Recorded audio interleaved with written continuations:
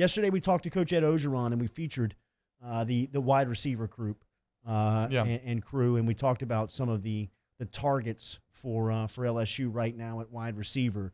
And I got a couple of text messages. It was funny from a lot of or some of the listeners in the Zachary and Walker area talking about that. The shots to Brian Thomas and Chris Hilton were heard loud and clear yesterday in both communities. Love it. As Ogeron was here 24 hours ago and talking about that wide receiver position and how there's going to be an enormous turnover at that spot after this season. Racey McMath is a senior, and then you've probably got the two best underclassmen or two best junior wide receivers in the country when you talk about Jamar Chase and Terrace Marshall. In fact, I saw that Todd McShay, I don't know if you saw this on ESPN.com, last night put up his top 60 prospects for next year's NFL draft.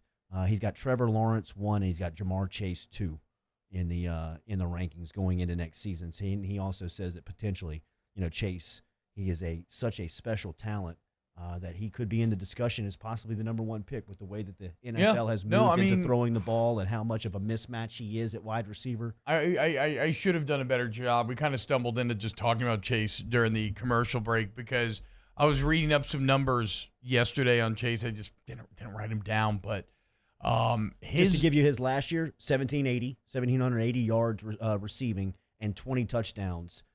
Through the air was his. The raw numbers are unreal, right? Like that's how you win the Biletnikoff. That's like Josh Reed type numbers. But when you get into the advanced analytics, there was no one better against single coverage in the entire nation. He graded out at over a 95 when you tried to go one-on-one with him. And the fascinating part about that is, Jordy, look at the guys that he's going one-on-one with. I mean, you're talking about first-round cornerbacks in the Natty that he is just embarrassing. That he's making it look like it's like Jamar Chase.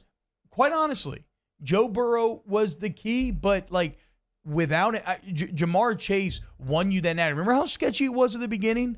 17-7.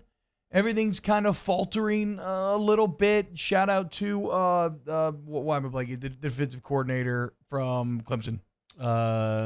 Brent Venables. Thank you. God, wow, weird.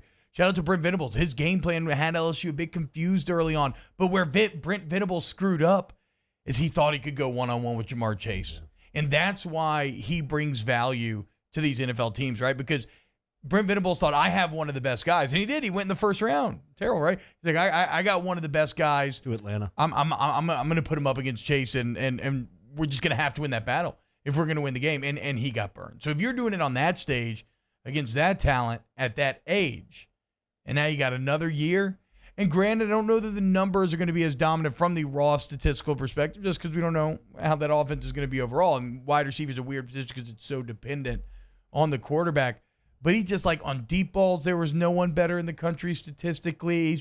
He's unreal. There's actually a great article, I think, written by Seth Galina for Pro Football Focus, if you really want to get deep on this stuff, titled A Study in Social Distancing, like how Jamar Chase dominated. I think the numbers most definitely will go down, right? Yeah, almost just if we're going from what's most likely, yes, mathematical odds would say that you're not going to have a season like that again. And I still think he can become a better player with lower numbers. I mean, if you look at Patrick Mahomes' numbers compared to last season, his numbers in certain stats. Now, I know he missed games because of an injury, but certain stats, his numbers were not as good as they were a season ago, but he was more of an effective player. And I think Chase has that ability to where his numbers don't jump off. He still has this just big, almost uncalculable impact on a game.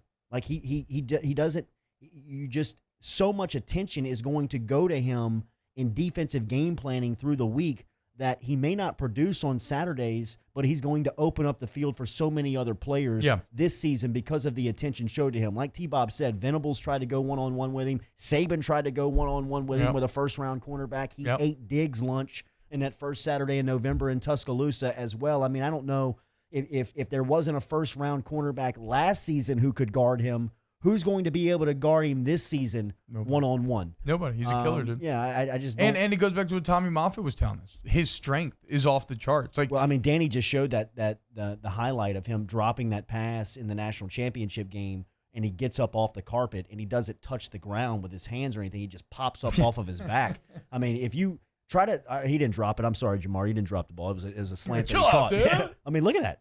He just flings himself off of the carpet with, what do you say football pads weigh on your body? Probably 15 pounds? Yeah.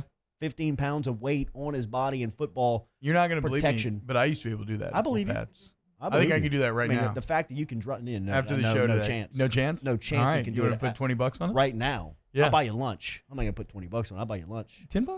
$10. All right. I can Venmo you $10. Yeah, that's what I'm saying. You don't even got to go catch anymore. We'll keep it COVID friendly. So you're gonna lay. How many chances do I get? One chance. If One you're gonna chance? talk like that. Can I get two? No. If you talk like that, you get one chance for $10.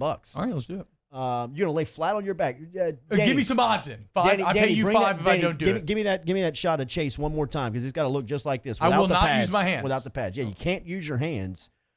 Chase is laying. Well, no, but No, yeah. It's a hip thrust. Just watch. Here it is. It's Here, like- look, it's he's like- flat on his back.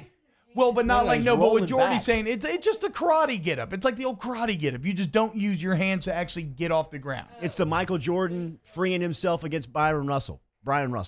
It was no push off. All right, The we'll ham was film just it the in the momentum. commercial Yeah, break it's and going. see how it It's goes. going. In fact, you know But what? if I miss, I'm only paying you $5. Is that cool? 2-to-1 odds? You down with that? Sure. Big guy? Yeah, Okay. yeah, absolutely. If you don't get it, you don't have to pay me anything. Oh, okay. Yeah, it's Oh, good. I'm into It's this good. then. I mean, Let's do it. if you get it, I'll pay you $10. And when we get back, I will have a broken ankle. Or back. Look forward to that. Or back.